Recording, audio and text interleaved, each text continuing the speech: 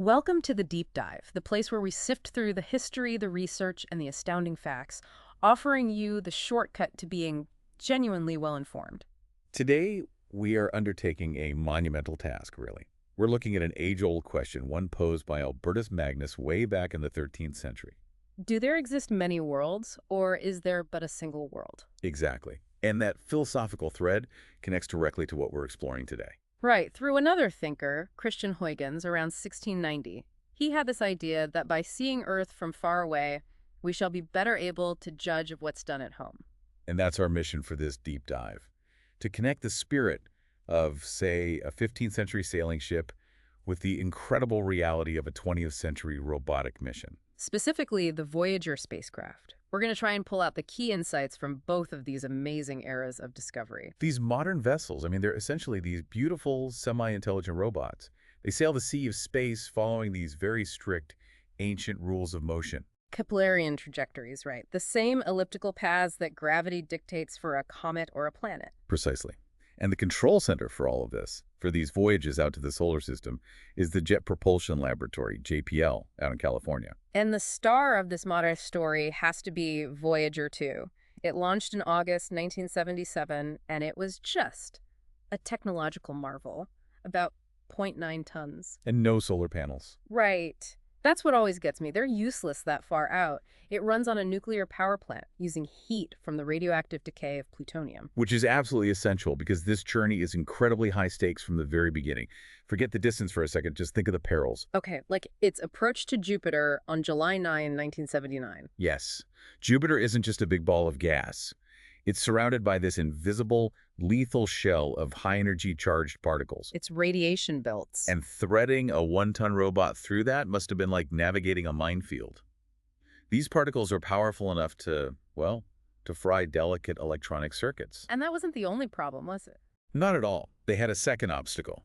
Voyager 1, just 4 months earlier, had discovered Jupiter has this faint ring of solid debris. So it had to dodge radiation and a field of rocks. Exactly. A collision with even a small piece could have ended the entire mission. So success wasn't just about building a robust machine. It was this combination of intelligence. Absolutely. The people on Earth and the autonomy of the robot in space, that's what allowed them to adjust the trajectory on the fly and avoid disaster. It was a testament to navigational genius. And the trajectory itself was so ambitious. It was. After Mars and the asteroid belt, it used Jupiter's huge gravity as a kind of slingshot, a gravity assist. Which accelerated it and bent its course toward Saturn. And then it did the same thing at Saturn to get to Uranus and then Neptune. It's planetary billiards on a cosmic scale. It's just incredible efficiency, using the planets themselves as fuel. And it's humbling when you put it in that historical lens. These robotic voyages are just the next chapter in the great age of sail. And the timescales are so analogous when you scale them up. In the 15th century, Spain to the Azores took a few days. Which is like Earth to the moon for us. Right. And crossing the Atlantic took a few months. The same time it takes a modern spacecraft to get to Mars or Venus. And Voyager's trip from Earth to Jupiter, about 2 years, that's directly comparable to a 17th century Dutch ship sailing from Holland all the way to China. Even the motives feel familiar. Greed, national pride, scientific curiosity, sheer adventure. They led to both good and evil, of course, but the net result was a binding together of the Earth, a massive reduction in provincialism.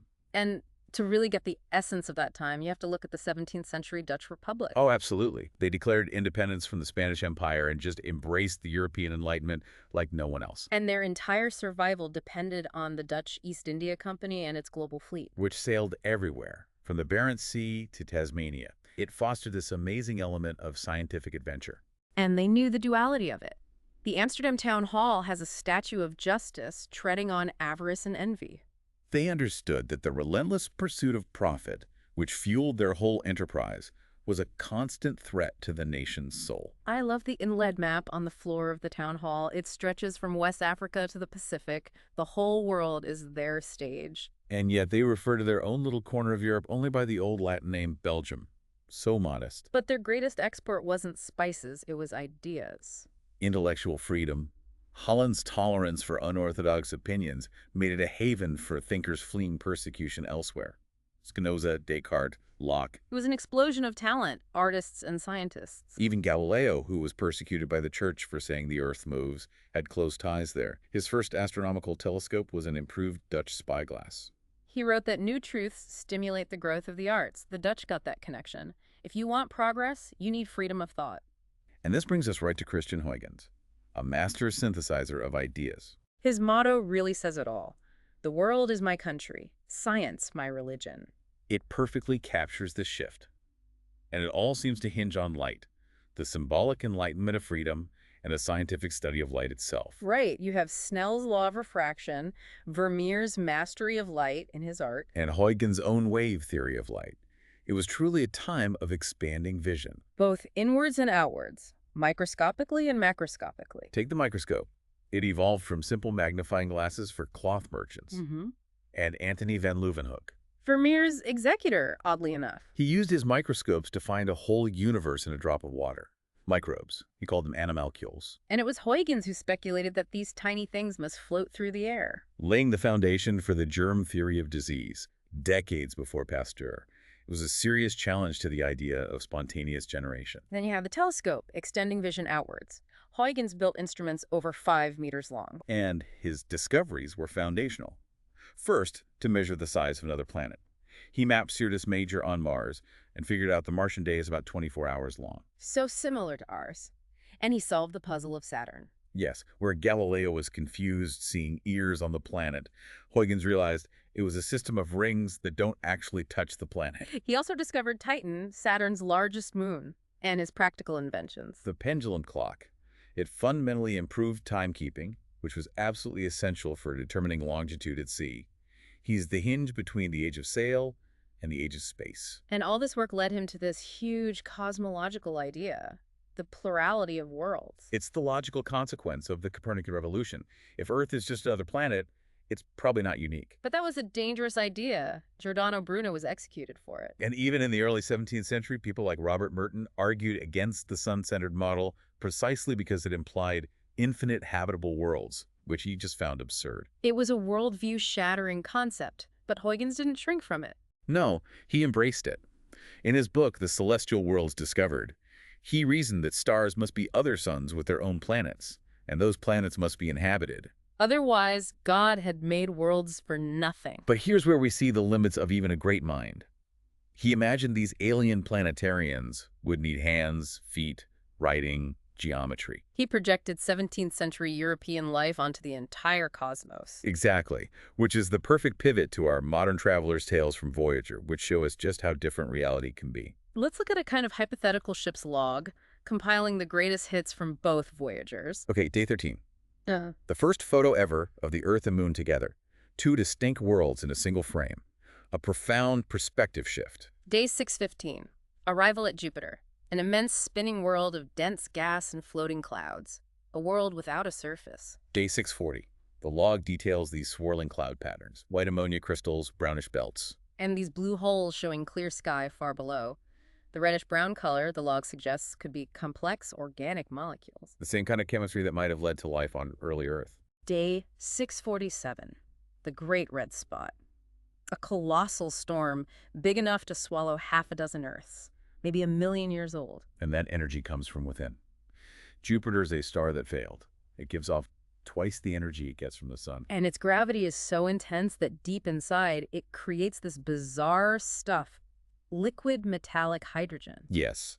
It's hydrogen under such crushing pressure that the electron's separate from the proton, so it conducts electricity like a metal, a superconductor, theoretically. And the spinning ocean of metallic hydrogen generates Jupiter's colossal magnetic field. That's the engine. And that's what creates those dangerous radiation belts we talked about. It puts that whole flyby into perspective. But the real mind-blowing diversity, the real answer to Huygens' assumptions, came from the moons. The 4 Galilean satellites. Before Voyager, we just knew their densities were different. Voyager showed they're completely distinct worlds. Io is the innermost, the reddest object in the solar system. And it has no impact craters. That was the first clue.